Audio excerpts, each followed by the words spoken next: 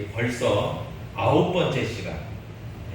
오늘 본문을 중심으로 하나님의 나라를 든든히 세워가는 일, 하나님의 나라를 든든히 세워가는 일이라는 제목으로 말씀의 은혜를 함께 나누고자 합니다. 여러분, 무슨 일이든지요, 시작이 있으면 끝이 있어야 됩니다. 그렇죠? 시작이 단이라는 우리 흔히 쓰는 말도 있지만, 여러분, 그러나 그러지 못한 일들도 참 많습니다. 작심삼일이라는 말 아시죠? 시작은 했지만 중도에 포기해버리고, 연초에 내가 운동을 해야지, 내가 책을 좀 봐야지, 내가 이러이러한 일을 해야지 라고 결심은 했지만, 그러나 중간에서 그냥 멈춰버리고 끝을 맺지 못하면 기대했던 결실을, 성과를 거두기는 어렵습니다. 그래서 참 우리가 어떤 일을 시작했으면 그 일의 결과를 본다는 것은 굉장히 중요하고 또 값진 일이다, 그런 생각이 듭니다. 제가 전에 사역할 때 교회가 몹시 낡고 그리고 쉽지 않아서 정말 앞장서서 그것을 재건해야 되겠다 마음가짐을 가지고 2017년도로 기억합니다. 그때 교회를 거의 재건축하다시피 리모델링을 했는데 참 감격스럽더라고요. 모든 것을 다 마치고 또 하나님 앞에 감사 예배를 드릴 때 굉장히 목회자로서 감동이 있었어요. 그것은 그 일에 협력하고 그 일에 담보한 사람은 경험하는 거예요. 그런데 그 일에 아무것도 연관도 없고 관심도 없고 힘도 기울이지 않는 사람들은요, 별 감동이 없어요. 감흥이 없어요. 그냥 강 건너 일 같아요. 그런데 정말 그 일을 위해서 최선을 다하고 애를 쓰고 수고한 사람들의 그 감동은 실로 대단한 것입니다. 그런 의미에서 오늘 본문 말씀은 우리에게 참 많은 것을 교훈해주고 가르쳐주고 있습니다. 먼저 이 느헤미야와 유대 백성들이요, 예루살렘의 무너진 성벽과 그리고 성문을 다 재건했죠. 오늘 본문 느헤미야 6장의 15절 말씀에 보니까 52일이 걸려서 드디어 일의 결과를 보게 되었다라고 이야기합니다. 참 감격스러웠을 거예요. 이스라엘 백성들은 진짜 너무 감격스럽다.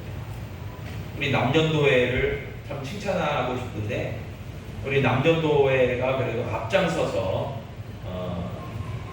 아시다시피 여러 곳들을 수리하고 교회 여러 곳들을 또 단장하고 그렇게 하지 않았습니까? 그래서 본인이 직접 페인트를 칠하고 수리를 하고 그렇게 함께 했던 분들은요, 저거 내가 저거 한 건데, 내가 저거 함께 했는데, 이런 감격이 있단 말이에요. 그러니까 얼마나 기쁨이 같이 찾아오게 되어 있다는 말입니다. 이스라엘 백성들도요, 그렇게 52일 만에 드디어 완공을 보게 되었어요. 그런데 이것은 단순한 공사가 아닙니다. 단순히 성벽을 다시금 수리하고 쌓고 그리고 성문을 다시금 부착한 게 아니에요. 그런 단순한 건축의 개념이라기보다는 그것을 뛰어넘어서 느헤미야를 향하신, 유다 백성들을 향하신 당시에 하나님의 뜻과 사명을 완수하고 이루어낸 거예요. 여러분, 그렇기 때문에 굉장히 하나님 보시기에 가치가 있는 일이었다는 거죠. 여러분, 마찬가지예요. 우리도 하나님의 교회에서 여러 가지 일들을 함께 협력하고 감당하고 또 그 일들을 할 때에, 여러분, 이게 단순히 사람의 일이 아니에요. 하나님이 기뻐하시고 하나님의 뜻과 사명이고 또 하나님이 우리를 통해서 이루어 가기를 원하시는 것이기 때문에 그 일들은 당연히 협력하고 이루어가는 게 맞다는 얘기예요. 그리고 그 일의 완성에 있어서 보면 하나님의 은혜가 있었음을 우리가 기억합니다. 그래서 하나님의 은혜가 아니면 이 모든 것들은 감당해내지 못했을 터인데 하나님의 은혜로 말미암아 이 모든 일들이 이루어졌다라는 그 감동이 이 느헤미야와 유다 백성들에게 있었다는 말이죠. 여러분, 그렇게 그 일들을 완성하고 난 다음에 하나님의 영광이 나타나게 되었습니다. 여러분, 예루살렘 성벽 재건이요, 우리가 그동안의 말씀을 쭉 들어와서 알겠지만 숱한 대적들의 공격과 집요한 방해 공작이 있었어요. 그럼에도 불구하고 52일 만에 완공하게 되었다. 여러분, 대단한 일입니다. 이것은 하나님의 은혜고 하나님이 함께 하셨기 때문에 가능한 일이었고, 느헤미야 같은 또 유다의 수많은 믿음의 사람들이 협력했기 때문에 가능했던 일이라는 거예요. 그런데 그 일들을 통해서 믿음의 사람들만 하나님의 일하심을 경험한 게 아니었다는 얘기예요. 오늘 본문 말씀 16절에 보니까요, 다음과 같이 말합니다. 우리의 모든 대적과 주위에 있는 이방 족속들이 이를 듣고 다 두려워하여 크게 낙담하였으니 그들이 우리 하나님께서 이 역사를 이루신 것을 알미니라. 아멘. 여러분, 놀랍지 않습니까? 믿음의 사람들은 당연히 알 수밖에 없어요. 이거 하나님의 은혜야. 이것은 하나님이 하셨어. 이것은 하나님이 역사하셨어. 그렇게 고백하고 믿음으로 감격하고 감사할 수 있죠. 그런데 그 이외에 대적자들, 하나님을 모르는 자들, 하나님의 일에 협력하지 않은 이들 또한 그들도 알았다는 거예요. 이것이 하나님이 하셨구나, 이것이 하나님의 역사구나, 그것을 안다는 거예요. 여러분, 사실 개인적 측면에서도 보면요, 저도 많은 신앙의 고백이 있습니다. 우리 성도님들께서도 그런 신앙의 고백이 있으시라 생각합니다. 저도요, 최근에 보면은 제가 뭐 자세하게 설명드리지 못하지만 몸에 조금 이상이 있었던 부분이 있어요. 그럴 때에 제가 기도했습니다. 병원도 갔었어요. 진단도 받고 했는데 제가 이런 마음이 드는 거예요. 하나님, 이것은 하나님이 고쳐주십시오. 이것은 하나님이 치료해 주십시오. 이것은 하나님이 해주실 수 있으리라 믿습니다. 그렇게 기도했거든요. 근데 결과가 어떻게 됐겠습니까? 제가 병원 가서 나왔으면 이런 얘기 안 하겠죠. 하나님이 고쳐주셨어요. 아멘. 제 개인적 간증이에요. 그래가지고 정말 하나님의 놀라운 은혜라, 정말 저는 경험하게 됐습니다. 정말 하나님이 하셨어요. 의사도 이거 빨리 어떻게 하면 좋겠다 했는데 제가 미루고 기도했어요. 하나님 하실 수 있잖아요. 하나님 해주세요. 하나님이 정말 치료해 주셨어요. 근데 이제 또 한 번은 제가 가끔씩 좀 피곤하고 좀 이러면 입술이 좀 자꾸 이렇게 부르터 올라옵니다. 그래서 며칠 전에도 이게 자꾸 이게 입술이 부르터 올라오는 거예요. 그래서 제가 기도할까? 이거 하나님 이거 고쳐주세요, 기도할까 하다가 문득 무슨 생각이 드냐면, 최창욱 안수 집사님이 목사님 그럴 때는 항바이러스 연고를 바르세요, 그 생각이 나는 거예요. 그래서 빨리 약국에 가서요, 항바이러스제 주세요, 연고 바르는 거 있다고 들었는데요 했더니 의사가 잘하시네요 그러면서 주더라고요. 그래서 열심히 발랐습니다. 거의 나았습니다. 여러분, 약국에 가서 약을 먹는 것도 하나님의 은혜요, 하나님의 고치심인 줄 믿습니다. 그러니까요, 이단들은 그렇게 얘기하잖아요. 무조건 기도해라, 약 먹지 말고 병원 가지 마라. 이것도 이단이에요. 약국도 가시고 병원도 가시고 적극적으로 치료도 받으세요. 그러나 하나님의 감동이 있어서 이것은 하나님이 하실 거야, 이것은 하나님이 하실 수 있어, 이것은 하나님만이 하실 수 있어, 이런다면 여러분, 기도로 승부하실 수 있는 우리 성도들 되기를 축복합니다. 진짜 그래요. 여러분, 그래서 이렇게 개인적 측면에서도 하나님을 경험하고 하나님을 간증하고 하나님의 영광을 드러낼 수 있잖아요. 그런데 이 예루살렘 성벽 재건과 그리고 하나님의 역사를 그 백성들이 함께 참여해서 하나님의 기뻐하심을 쫓아서 믿음으로 했다는 것은요, 이것은 하나님의 영광이 나타난 일입니다. 네. 단순히 어떤 건축물의 완공이 아니라 하나님의 살아계심을 온 천하에 알리는 하나님의 영광이 드러나는 일이었단 말이에요. 여러분, 그래서 느헤미야와 유다 백성들은 이 일들을 통해서 하나님께 영광 돌리고 하나님의 영광을 나타내게 되었다는 거예요. 여러분, 그런데 오늘 16절 말씀도 이야기하듯이 다른 이방인들, 다른 대적들도 저게 하나님의 일이야, 하나님께서 하신 거야 라는 것을 알았다는 거예요. 근데 무슨 차이가 있습니까? 저들은 하나님께 영광 돌리지 않았다는 거예요. 하나님의 일에 연관이 없어요. 상관이 없어요. 하나님의 영광이 되지도 못했어요. 여러분, 극명한 차이가 있습니다. 그래서 바라기는 저와 여러분들은 하나님의 일에 협력하고 참여함으로 하나님의 이름을 높이고 하나님의 영광을 드러내고 하나님께 찬송이 되는 삶을 살아가기를 축복합니다. 진짜 그게 필요합니다. 그래서 교회에서 무슨 일이 있다 할 때에 여러분 믿음으로 참여하십시오. 협력하십시오. 그러면 하나님께서 영광을 받으실 줄로 믿습니다. 또 오늘 본문에 보니까요, 이렇게 성벽이 52일 만에 완공되고 난 다음에 대적들이 낙담했다 그랬어요. 우리가 방해를 그렇게 했는데도 결국 일이 완성됐네? 라고 하면서 크게 낙담했죠. 하나님이 이렇게 이루신 거야? 야, 저 유다 백성들이 믿는 하나님 세네. 야, 강하네. 놀랍네. 이랬을 거예요. 그렇다고 해서 대적들이 쉽게 물러섰냐? 천만에 쉽게 물러나지 않습니다. 오늘 본문 말씀 17절로 19절의 말씀에 보니까 다음과 같이 말합니다. 유다의 귀족들이 여러 명 도비아와 친밀하게 지내고 그들의 아들과 딸들과 교류하면서 혼인관계를 맺어요. 혈연관계를 맺습니다. 가족이 됩니다. 그러면서 동맹을 맺게 되었어요.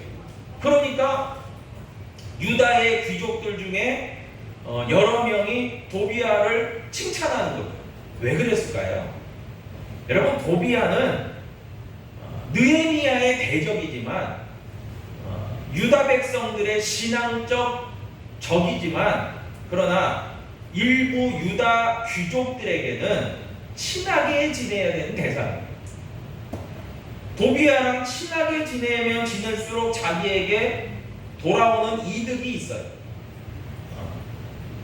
그렇기 때문에 그런 이해관계를 따져서 도비아와 친밀하게 지내고 교류하고 그뿐만이 아니라 혈연관계를 맺고 동맹을 맺고 우리 잘 지내보자 이렇게 한 거예요.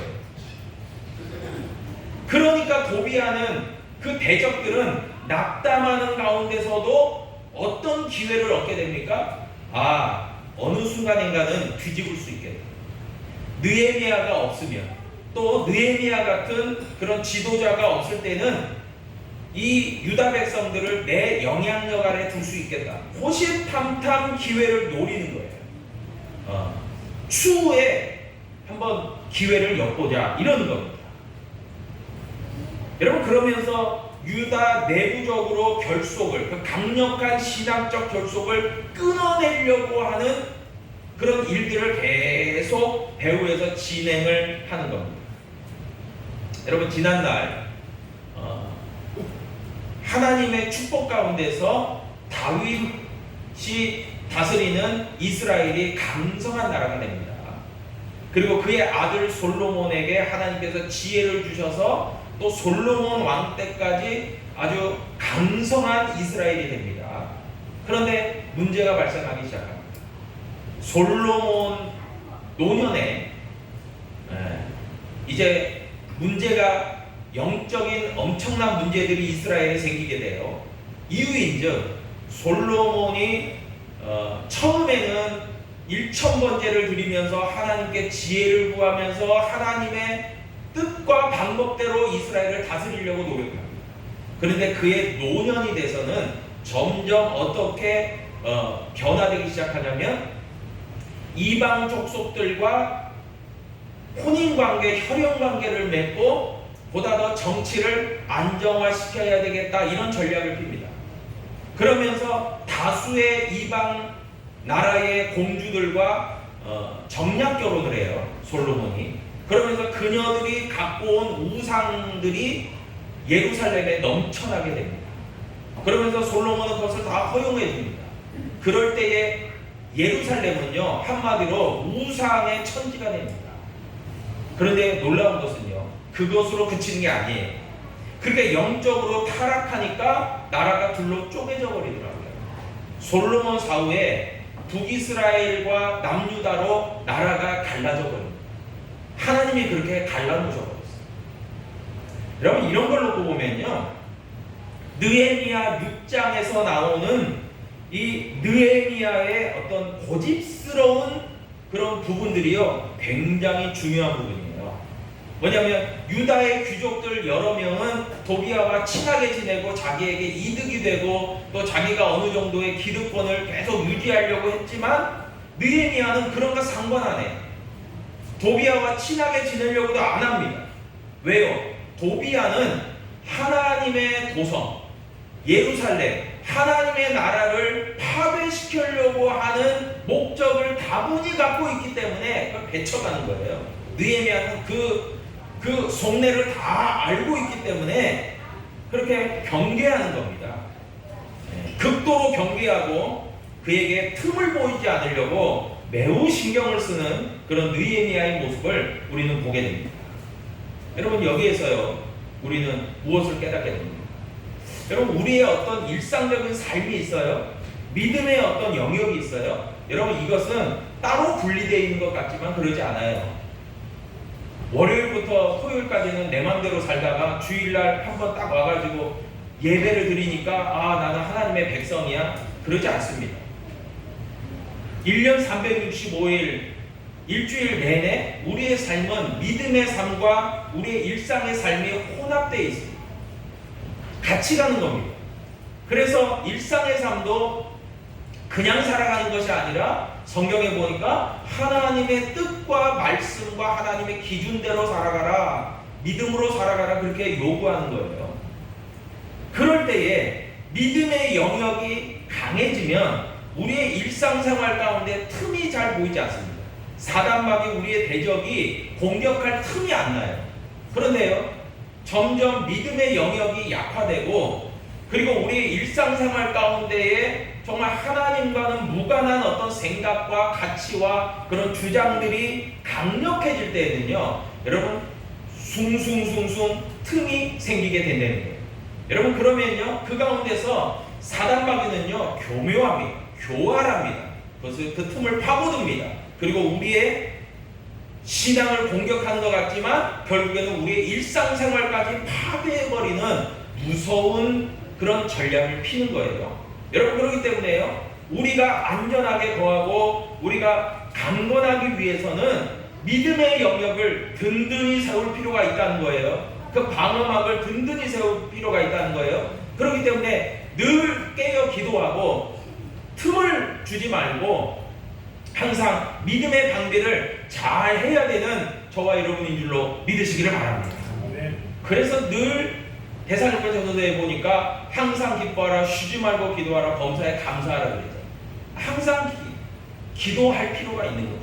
늘 깨어 있어야 되는 거죠. 여러분, 세 번째로 보니까요, 오늘 본문에 보니까 느헤미야가 이렇게 유다 백성들과 더불어서 52일 만에 성벽을 완공하고 그것으로 다 끝났다, 내일은 끝났다, 이게 아니에요. 오늘 성경을 보니까 중요한 사명이 또 남아있었어요. 그것은 무엇이냐면 성벽을 재건한 후에 여러 사람들을 세운 거예요. 오늘 본문에도 보니까요, 문지기를 세우고 노래하는 이들을 세우고 레위 사람들을 세웠다 그랬어요. 여러분, 이건 뭘 얘기하는 거예요? 하나님의 도성을 건축으로 완공하는 것으로 끝나는 것이 아니라 그 하나님의 도성 안에 여러 가지 활동과 역할과 책임을 감당할 사람들을 동시에 세워 나갔다는 거예요. 여러분, 껍데기만 그냥 제대로 됐다고 해서 그게 끝이 아니에요. 그 안에서 작용을 하고 활동을 하고 생산을 하고 뭔가 일을 하는 사람들이 중요한 거예요. 성벽은 외적인 것이고요. 결국은 그 성 안에서 이루어지는 사람들이 일들을 진행시켜 나가고 결과물을 맺게 된다는 것이죠. 여러분, 그런 점에서요, 느헤미야는 외적인 왕궁과 더불어서 하나님의 일을 감당할 사람들을 세워나가게 되었다는 거예요. 여러분, 그래서 이게 참 중요한 게 있어요. 하나님 나라를 견고히 세워간다, 든든히 세워간다는 건 뭐예요? 양쪽 면을 다 신경 쓰는 거예요. 외적인 부분, 내적인 부분을 다 감당하는 겁니다. 물질적인 어떤 그 외형적인 부분 뿐만이 아니라 내적인 또 사람에 대한 부분들도 신경을 많이 쓴다는 거예요. 우리 교회도 마찬가지 아닙니까? 우리 다 아시다시피 우리가 힘들이지 않았지만 옆에 이제 주차장 부지가 곧 이제 포장이 되고 하면은 거기가 또 생기게 되겠죠. 확 터진 가운데서 길을 지나갈 때 우리 교회가 잘 보여지게 돼요. 그래서 참 너무나 확 시야가 트여지고 해서 너무 좋더라고요. 그런데 그뿐만이 아니라 우리 교회도 지금도 준비를 해왔지만 해야 될 부분들이 있겠죠. 외벽이 어떻게 보면은 조금 비도 많이 새고 또 건물을 잘 유지하려면 그런 건물을 든든히 세워나가야 되니까 외부적인 부분들을 보완하고 하는 그런 작업들을 해야 됩니다. 그리고 저는 이제 늘 새벽마다 기도하는 부분도 있어요. 그런 부분들도 잘 감당하고 또 이제 우리 교회가 보니까 1층 부분들은 어느 정도 수리하고 보완하고 하는 부분들을 지금 진행을 잘 했지만 2층 부분은 좀 미진한 부분들이 있잖아요. 뭐 로비적인 부분도 그렇고 여기 본당 내부도 그렇고 그래서 순차적으로 외부적인 부분들을 좀 신경 쓰고 그 다음에는 내부적인 부분들을 좀 더 신경 쓰면서 좀 고치고 해야 될 부분들은 또 뭐 전체적으로 할지 부분적으로 할지는 아직 확정되지 않았지만 그렇게 해 나가야 될 필요성이 있다, 그런 생각을 많이 합니다. 그러니까 이런 부분들은 다 필요한 부분들이에요. 그런데 더 나아가서는 그렇게 잘 수리하고 고쳐놓는 것도 중요하지만 뭐예요? 그 안에서 활동하고 예배하고 또 생활해 나가야 되는 우리들이 잘 세워져 가는 것이 또 중요한 거예요. 믿음으로 잘 세워져 가야 돼요. 어떤 분들은 그냥 눈에 보여지는 부분만 잘 해놓으면 다 끝이라고 생각하는데 그러지 않아요. 오늘 성경에 보니까 사람들을 세우는 일이 그 다음에 이어졌다라는 것을 우리는 성경을 통해서 보게 되는 거예요. 여러분, 그게 하나님의 뜻이에요. 그래서 정말 하나님은요, 저와 여러분들이요, 무엇보다도 하나님의 일에 협력하고 수고하고 헌신하기를 기대하고요. 또한 배적들의 공격이 있지만 그것을 단호하게 배격하고 또 믿음을 지키고 또 늘 항상 깨어있고 그렇게 자신을 지키고 공동체를 지키어 나가는 그런 부분들을 잘 신경 써야 되고요. 마지막으로는 하나님께서 사람들을 통해서 일하시기 때문에 사람들을 잘 세워나가는 일에 우리가 믿음으로 함께 협력하고 이루어가야 된다 하는 것을 늘 생각해 봅니다. 여러분, 그래서 기도의 요청을 드리면 지난 시간에도 그런 얘기 드렸지만 목회자를 위해서도 늘 기도해 주시기를 바라고 또 우리 중직자들, 특별히 우리 장로님들 그리고 우리 안수 집사님들 이런 중직자들을 위해서도 더 기도해 주세요. 왜냐하면 이런 분들에게 하나님이 지혜를 주시고 또 믿음의 마음을 주셔서 교회를 잘 지도하고 이끌어갈 수 있도록 기도해 주셔야 돼요. 이런 지도자들을 위해서 기도를 많이 해주셔야 돼요. 그래야지 우리가 잘 계획을 수립하고 세워나가고 이끌어나가는 힘과 동력을 얻기 때문에 그렇습니다. 그런데 이렇게 기도하다 보면 놀라운 일이 벌어져요. 기도하면 하나님께서 마음을 모아주셔요. 참 저는 그것을 굉장히 경험합니다. 그래서 누가 비난하고 누가 비난하고 누가 막 뭐라고 하냐면 기도하지 않는 사람들이 뭐라고 하는 거예요. 근데 기도하는 사람들은 정작 힘들어도 협력하더라고요.